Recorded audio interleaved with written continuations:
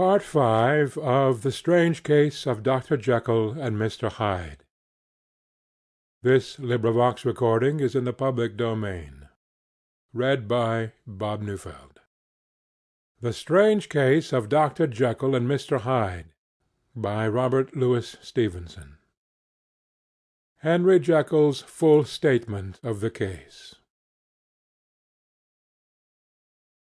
I was born to a large fortune, endowed besides with excellent parts, inclined by nature to industry, fond of the respect of the wise and good among my fellow men, and thus, as might have been supposed, with every guarantee of an honourable and distinguished future. And indeed the worst of my faults was a certain impatient gaiety of disposition, such as has made the happiness of many, but such as I found it hard to reconcile with my imperious desire to carry my head high, and wear a more than commonly grave countenance before the public. Hence it came about that I concealed my pleasures, and that when I reached years of reflection, and began to look round me and take stock of my progress and position in the world, I stood already committed to a profound duplicity of me. Many a man would have even blazoned such irregularities as I was guilty of, but from the high views that I had set before me, I regarded and hid them with an almost morbid sense of shame. It was thus rather the exacting nature of my aspirations, than any particular degradation in my faults, that made me what I was, and with an even deeper trench than in the majority of men, severed in me those provinces of good and ill which divide and compound man's dual nature. In this case I was driven to reflect deeply and inveterately on that hard law of life which lies at the root of religion, and is one of the most plentiful springs of distress. Though so profound a double-dealer, I was in no sense a hypocrite. Both sides of me were in dead earnest. I was no more myself when I laid aside restraint and plunged in shame, than when I laboured in the eye of the day at the furtherance of knowledge or the relief of sorrow and suffering. And it chanced that the direction of my scientific studies, which led wholly towards the mystic and the transcendental, reacted and shed a strong light on this consciousness of the perennial war among my members. With every day, and from both sides of my intelligence, the moral and the intellectual, I thus drew steadily nearer to that truth by whose partial discovery I have been doomed to such a dreadful shipwreck, that man is not truly one, but truly two. I say two, because the state of my own knowledge does not pass beyond that point. Others will follow, others will outstrip me on the same lines, and I hazard the guess that man will be ultimately known for a mere polity of multifarious, incongruous, and independent denizens. I, for my part, from the nature of my life, advanced infallibly in one direction, and in one direction only. It was on the moral side, and in my own person, that I learned to recognize the thorough and primitive duality of man. I saw that, of the two natures that contended in the field of my consciousness, even if I could rightly be said to be either, it was only because I was radically both, and from an early date, even before the course of my scientific discoveries had begun to suggest the most naked possibility of such a miracle, I had learned to dwell with pleasure, as a beloved daydream, on the thought of the separation of these elements.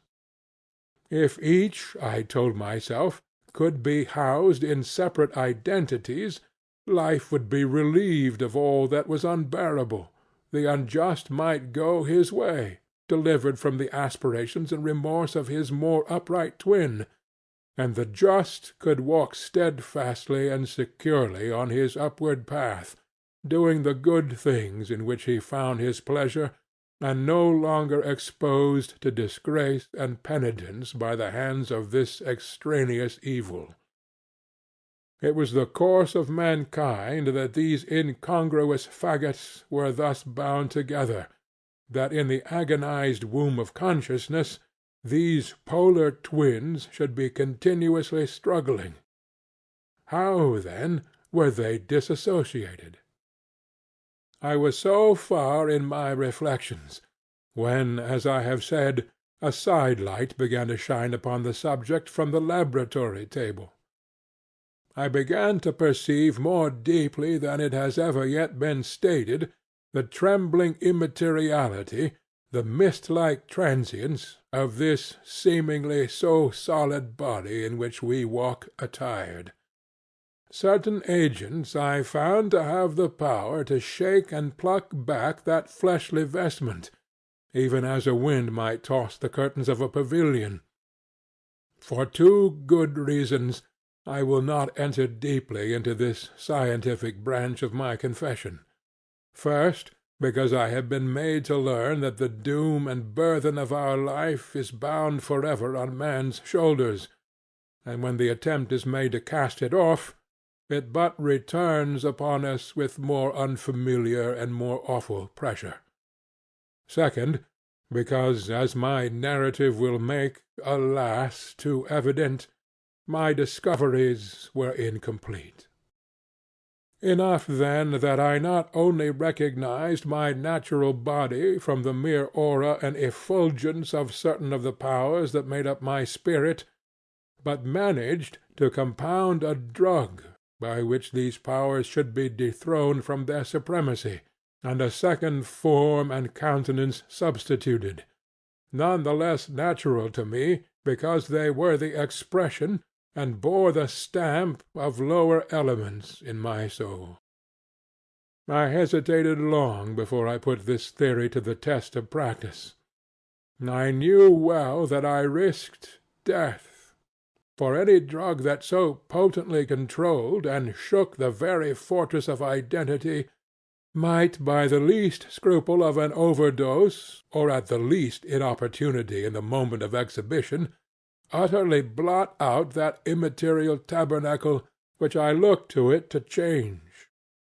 But the temptation of a discovery so singular and profound at last overcame the suggestions of alarm. I had long since prepared my tincture. I purchased at once, from a firm of wholesale chemists, a large quantity of a particular salt, which I knew from my experiments to be the last ingredient required; and late one accursed night I compounded the elements, watched them boil and smoke together in the glass, and when the ebullition had subsided, with a strong glow of courage, drank off the potion. The most racking pangs succeeded. A grinding in the bones, deadly nausea, and a horror of the spirit that cannot be exceeded at the hour of birth or death. Then these agonies began swiftly to subside, and I came to myself as if out of a great sickness. There was something strange in my sensations, something indescribably new, and from its very novelty incredibly sweet. I felt younger, lighter, happier in body. Within I was conscious of a heady recklessness, a current of disordered sensual images running like a mill race in my fancy, a solution of the bonds of obligation, an unknown but not an innocent freedom of the soul. I knew myself, at the first breath of this new life, to be more wicked, tenfold more wicked, sold a slave to my original evil, and the thought in that moment braced and delighted me like wine. I stretched out my hands, exulting in the freshness of these sensations, and in the act I was suddenly aware that I had lost in stature. There was no mirror at that date in my room.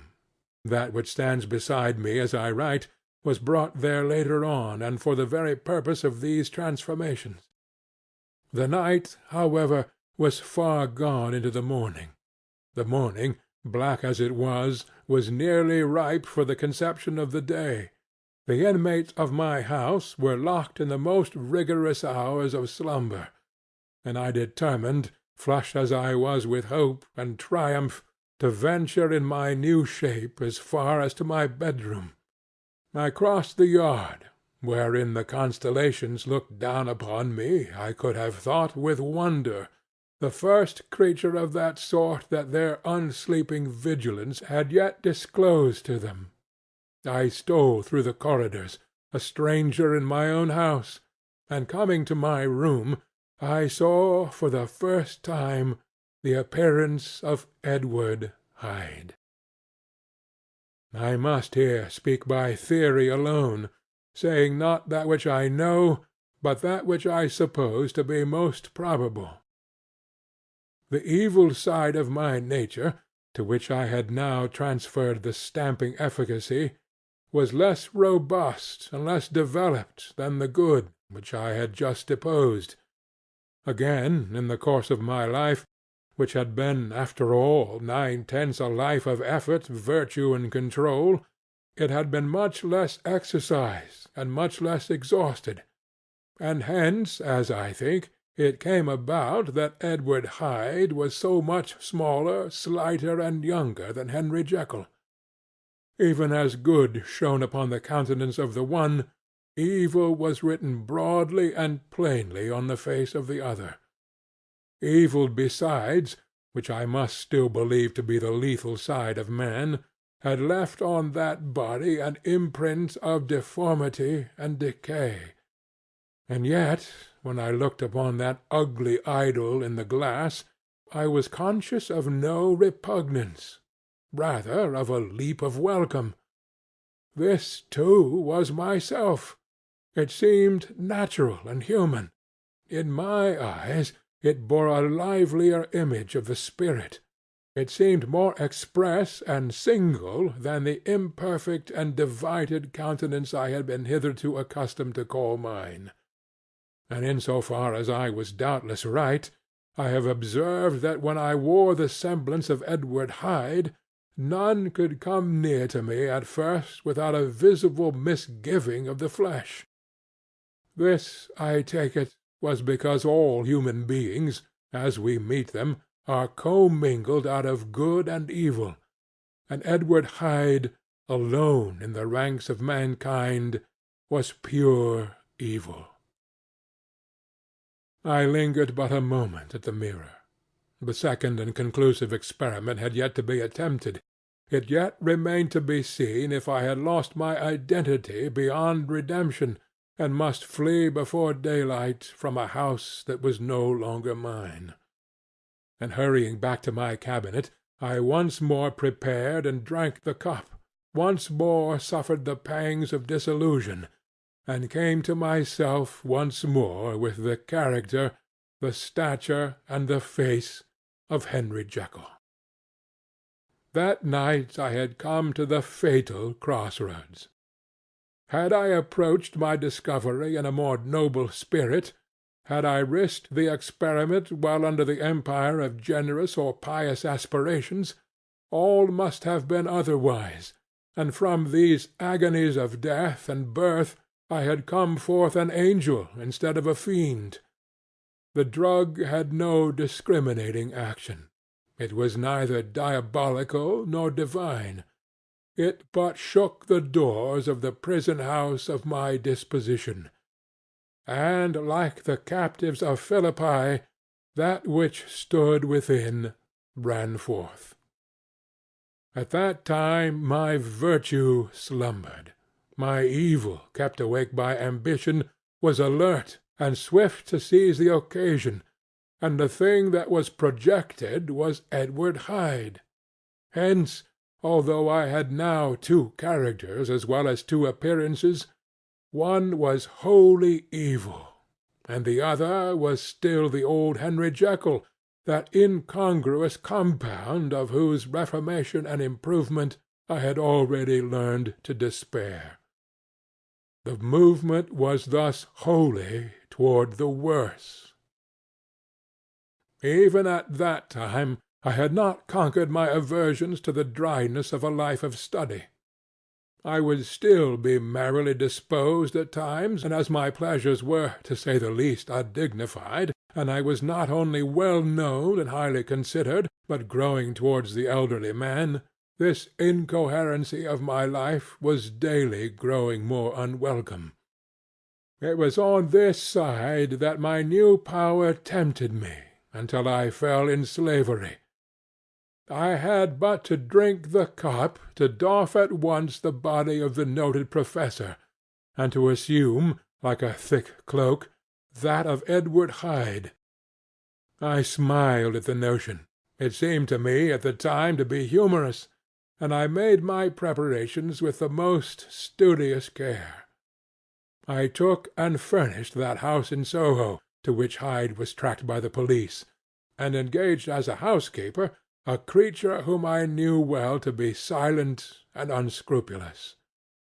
On the other side, I announced to my servants that a Mr. Hyde, whom I described, was to have full liberty and power about my house in the square, and to parry mishaps I even called and made myself a familiar object in my second character.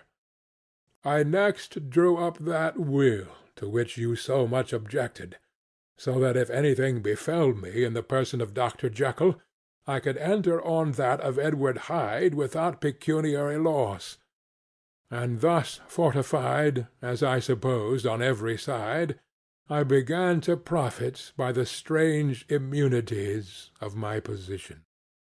Men have before hired bravos to transact their crimes, while their own person and reputation sat under shelter. I was the first that ever did so for his pleasures. I was the first that could plod in the public eye with a load of genial respectability, and in a moment, like a schoolboy, strip off these lendings and spring headlong into the sea of liberty. But for me, in my impenetrable mantle, the safety was complete. Think of it! I did not even exist. Let me but escape into my laboratory door, give me but a second or two to mix and swallow the draught that I had always standing ready, and whatever he had done, Edward Hyde would pass away like the stain of breath upon a mirror, and there in his stead, quietly at home, trimming the midnight lamp in his study, a man who could afford to laugh at suspicion would be Henry Jekyll.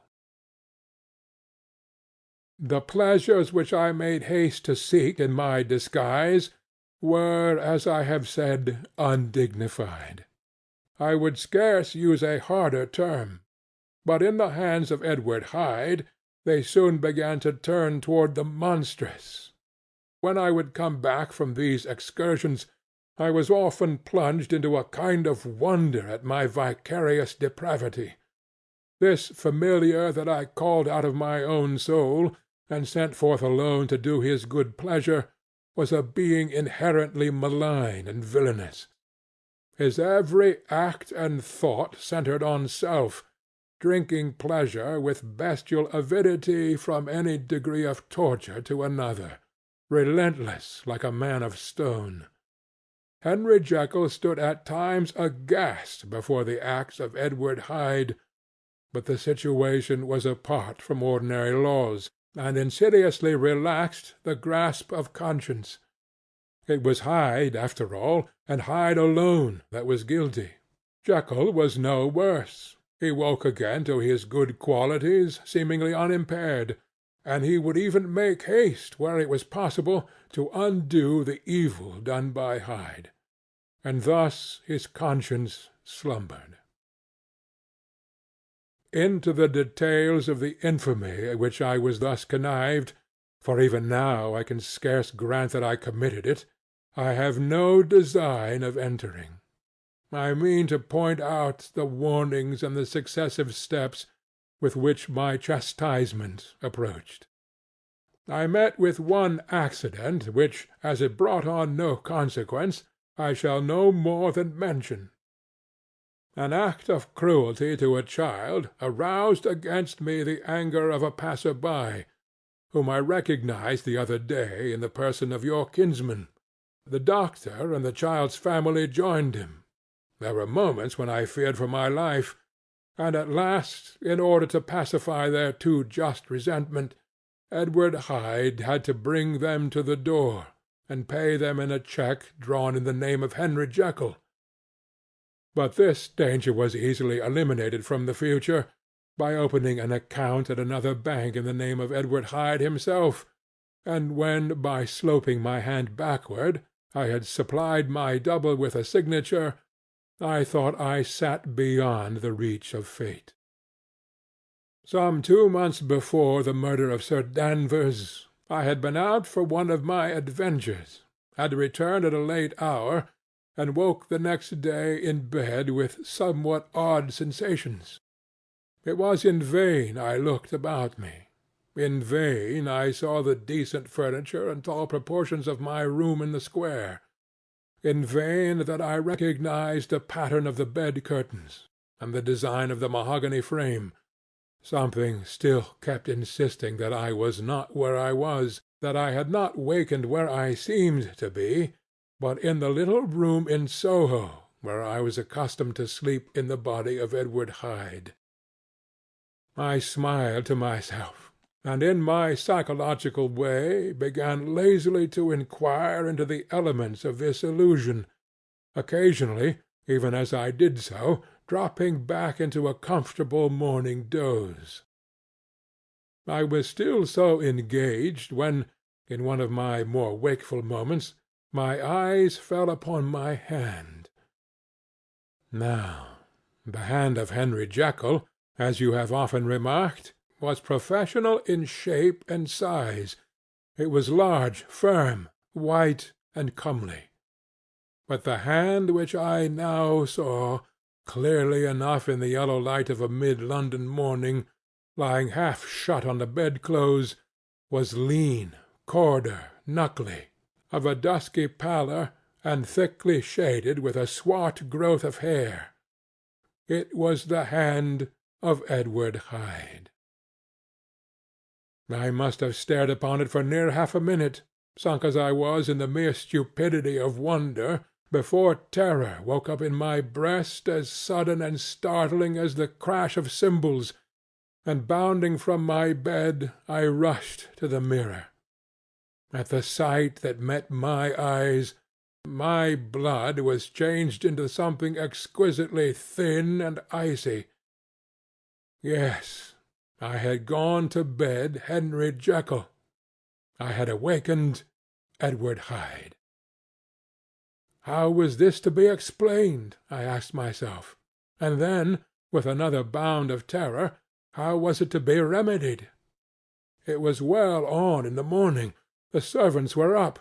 All my drugs were in the cabinet. A long journey down 2 pairs of stairs, through the back passage, across the open court, and through the anatomical theatre, from where I was then standing horror-struck.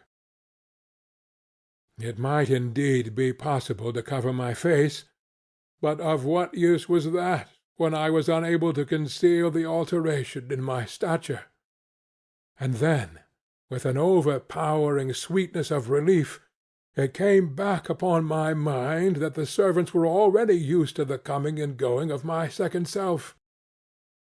I had soon dressed, as well as I was able, in clothes of my own size, had soon passed through the house, where Bradshaw stared and drew back at seeing Mr. Hyde at such an hour and in such a strange array, and 10 minutes later Dr. Jekyll had returned to his own shape and was sitting down with a darkened brow to make a feint of breakfasting. Small indeed was my appetite. This inexplicable incident, this reversal of my previous experience, seemed, like the Babylonian finger on the wall, to be spelling out the letters of my judgment, and I began to reflect more seriously than ever before on the issues and possibilities of my double existence.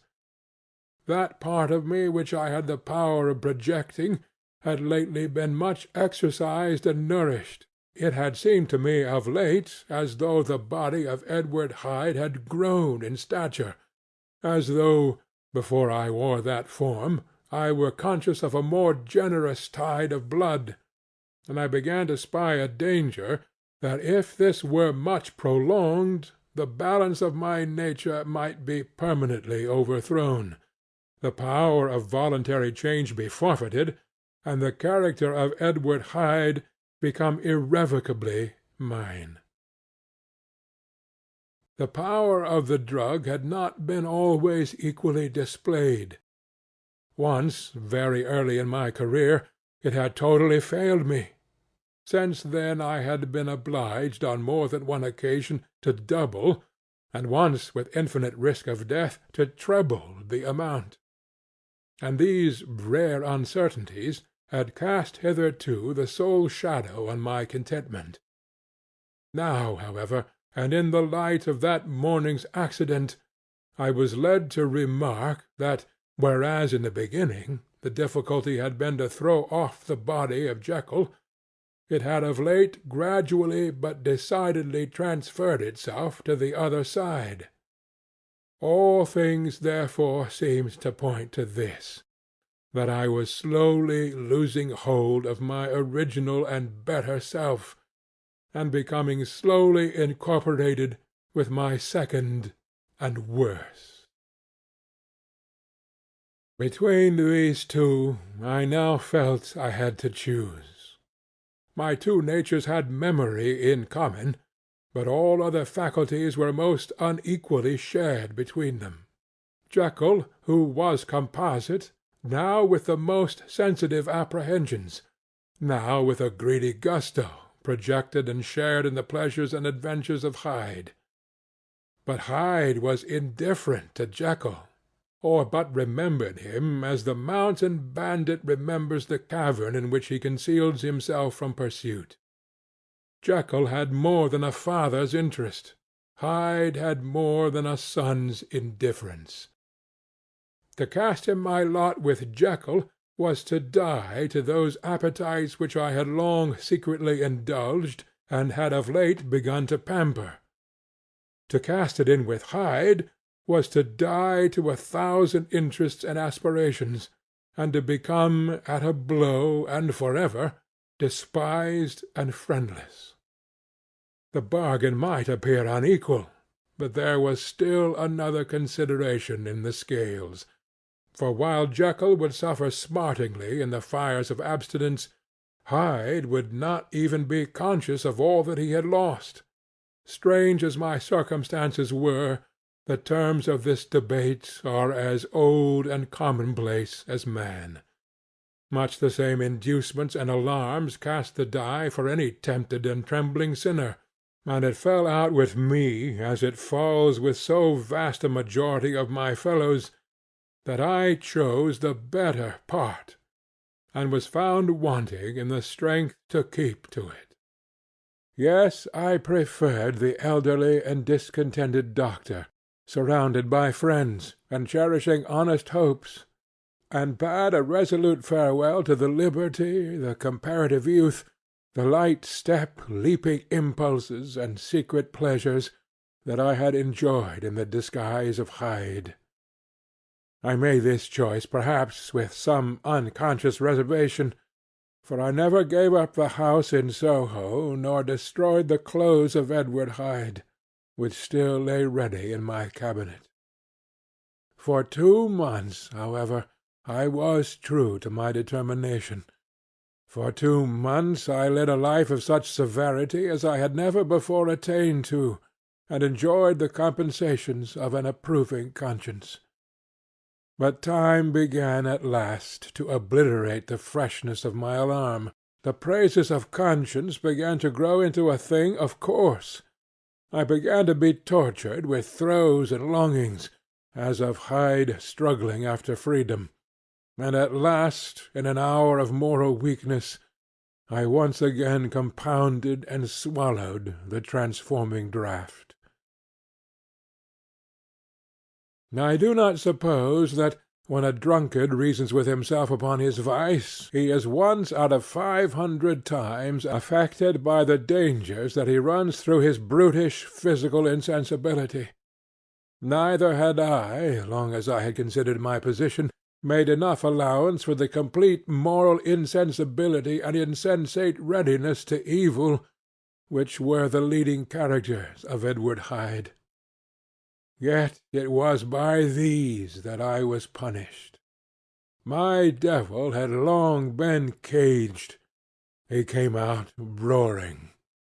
I was conscious, even when I took the draught, of a more unbridled, a more furious propensity to ill. It must have been this, I suppose, that stirred in my soul that tempest of impatience with which I listened to the civilities of my unhappy victim. I declare, at least, before God, no man morally sane could have been guilty of that crime upon so pitiful a provocation, and that I struck in no more reasonable spirit than that in which a sick child may break a plaything. But I had voluntarily stripped myself of all those balancing instincts by which even the worst of us continues to walk with some degree of steadiness among temptations, and in my case to be tempted, however slightly, was to fall. Instantly the spirit of hell awoke in me and raged. With a transport of glee I mauled the unresisting body, tasting delight from every blow, and it was not till weariness had begun to succeed that I was suddenly, in the top fit of my delirium, struck through the heart by a cold thrill of terror. A mist dispersed. I saw my life to be forfeit, and fled from the scene of these excesses, at once glorying and trembling, my lust of evil gratified and stimulated, my love of life screwed to the topmost peg. I ran to the house in Soho, and, to make assurance doubly sure, destroyed my papers. Thence I set out through the lamplit streets, in the same divided ecstasy of mind, gloating on my crime, light‐headedly devising others in the future, and yet still hastening and still hearkening in my wake for the steps of the avenger. Hyde had a song upon his lips as he compounded the draught, and as he drank it pledged the dead man. The pangs of transformation had not done tearing him before Henry Jekyll, with streaming tears of gratitude and remorse, had fallen upon his knees and lifted his clasped hands to God. The veil of self-indulgence was rent from head to foot. I saw my life as a whole. I followed it up from the days of my childhood, when I had walked with my father's hand, and through the self-denying toils of my professional life, to arrive again and again with the same sense of unreality at the damned horrors of the evening. I could have screamed aloud. I sought with tears and prayers to smother down the crowd of hideous images and sounds with which my memory swarmed against me, and still, between the petitions, the ugly face of my iniquity stared into my soul.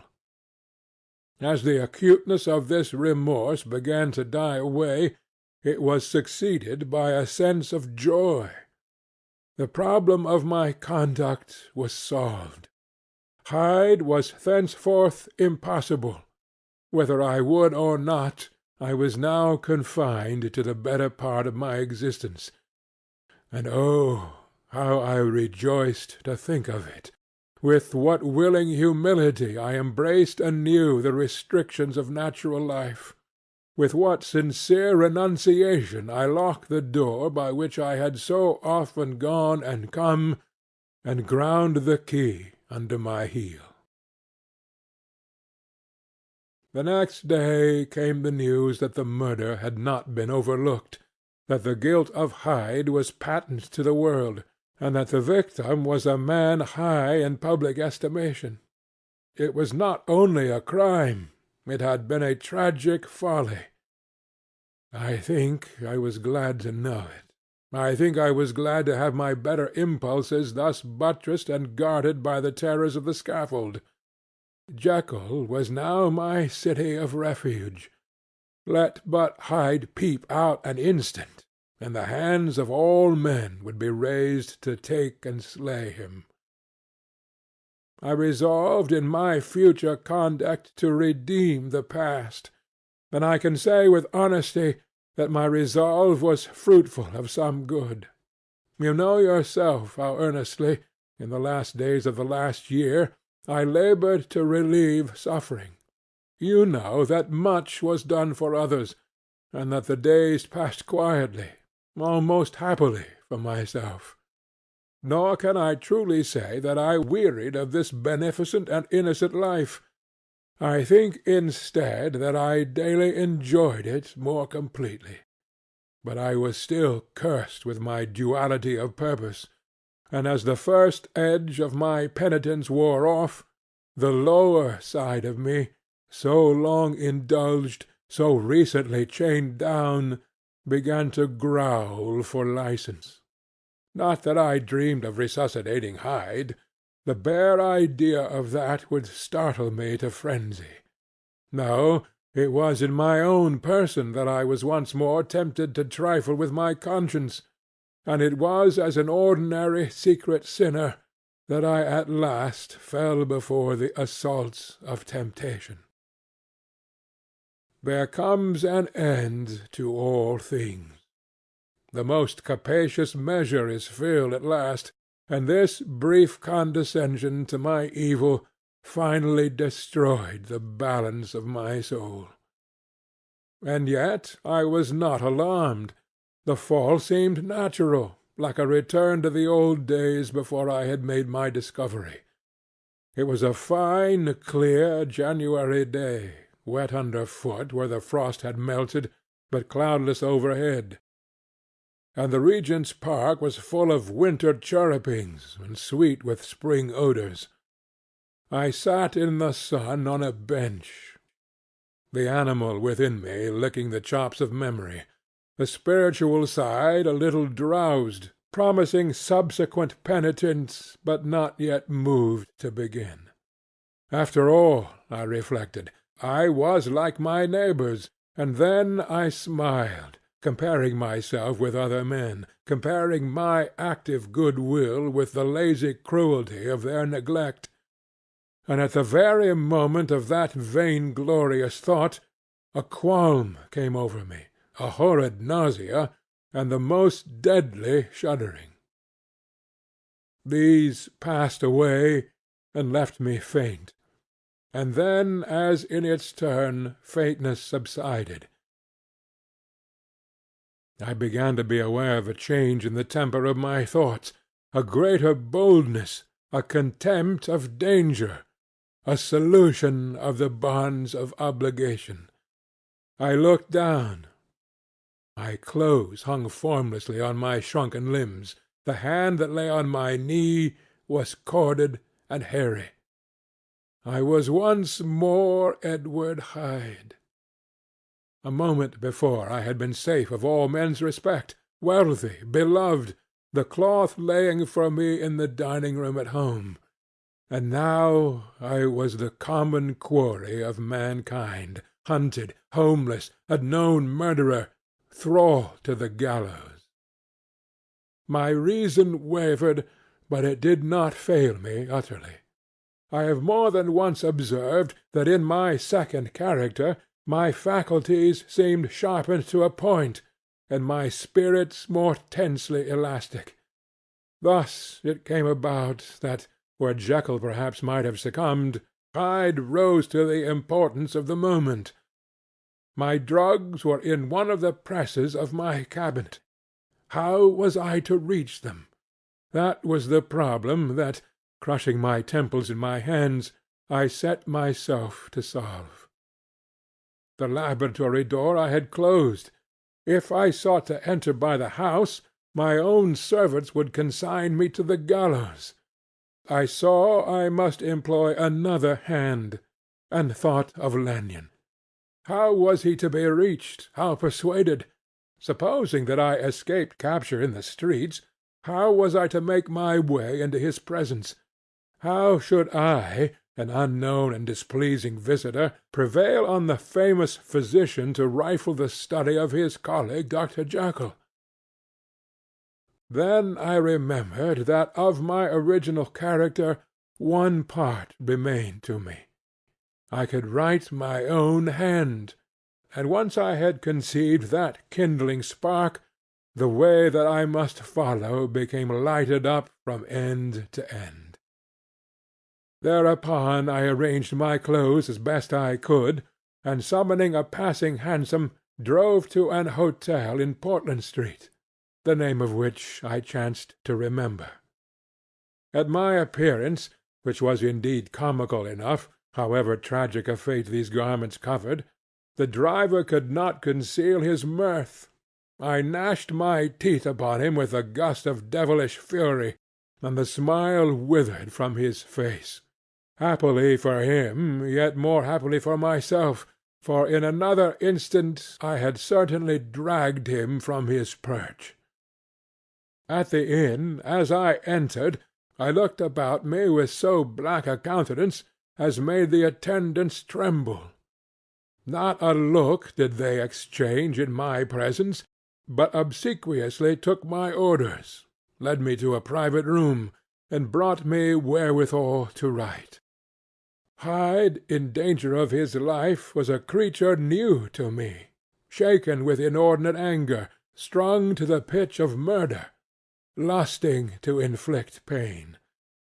Yet the creature was astute, mastered his fury with a great effort of the will, composed his two important letters, one to Lanyon and one to Poole, and, that he might receive actual evidence of their being posted, sent them out with directions that they should be registered. Thenceforward he sat all day over the fire in the private room, gnawing his nails. There he dined, sitting alone with his fears, the waiter visibly quailing before his eye, and thence, when the night was fully come, he set forth in the corner of a closed cab, and was driven to and fro about the streets of the city. I say I cannot say I, that child of hell had nothing human, nothing lived in him but fear and hatred, and when at last, thinking the driver had begun to grow suspicious, he discharged the cab and ventured on foot, attired in his misfitting clothes, an object marked out for observation, into the midst of the nocturnal passengers, these two base passions raged within him like a tempest. He walked fast, hunted by his fears, chattering to himself, skulking through the less frequented thoroughfares, counting the minutes that still divided him from midnight. Once a woman spoke to him, offering, I think, a box of lights. He smote her in the face, and she fled. When I came to myself at Lanyon's, the horror of my old friend perhaps affected me somewhat. I do not know. It was at least but a drop in the sea to the abhorrence with which I looked back upon these hours. A change had come over me. It was no longer the fear of the gallows, it was the horror of being Hyde that racked me. I received Lanyon's condemnation partly in a dream. It was partly in a dream that I came home to my own house and got into bed. I slept after the prostration of the day with a stringent and profound slumber, which not even the nightmares that wrung me could avail to break. I woke in the morning shaken, weakened, but refreshed. I still hated and feared the thought of the brute that slept within me, and I had not, of course, forgotten the appalling dangers of the day before, but I was once more at home, in my own house and close to my drugs, and gratitude for my escape shone so strong in my soul that it almost rivalled the brightness of hope. I was stepping leisurely across the court after breakfast, drinking the chill of the air with pleasure, when I was seized again with those indescribable sensations that heralded the change, and I had but the time to gain the shelter of my cabinet before I was once again raging and freezing with the passions of Hyde. It took on this occasion a double dose to recall me to myself, and, alas, 6 hours after, as I sat looking sadly in the fire, the pangs returned, and the drug had to be re-administered. In short, from that day forth, it seemed only by a great effort as of gymnastics, and only under the immediate stimulation of the drug, that I was able to wear the countenance of Jekyll. At all hours of the day and night I would be taken with a premonitory shudder. Above all, if I slept, or even dozed for a moment in my chair, it was always as Hyde that I awakened. Under the strain of this continually impending doom, and by the sleeplessness to which I now condemned myself, aye, even beyond what I had thought possible to man, I became in my own person a creature eaten up and emptied by fever, languidly weak both in body and mind, and solely occupied by one thought, of my other self. But when I slept, or when the virtue of the medicine wore off, I would leap almost without transition, for the pangs of transformation grew daily less marked, into the possession of a fancy brimming with images of terror, a soul boiling with causeless hatreds, and a body that seemed not strong enough to contain the raging energies of life. The powers of Hyde seemed to have grown with the sickliness of Jekyll, and certainly the hate that now divided them was equal on each side. With Jekyll it was a thing of vital instinct. He now had seen the full deformity of that creature that shared with him some of the phenomena of consciousness, and was co-heir with him to death. And beyond these links of community, which in themselves made the most poignant part of his distress, he thought of Hyde, for all his energy of life, as of something not only hellish, but inorganic. This was the shocking thing, that the slime of the pit seemed to utter cries and voices, that the amorphous dust gesticulated and sinned, that what was dead and had no shape should usurp the offices of life. And this again, that insurgent horror was knit to him closer than a wife, closer than an eye, lay caged in his flesh, where he heard it mutter and felt it struggle to be born, and at every hour of weakness, and in the confidence of slumber, prevailed against him, and deposed him out of life.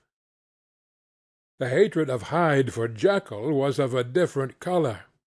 His terror of the gallows drove him continually to commit temporary suicide, and return to his subordinate station of a part instead of a person.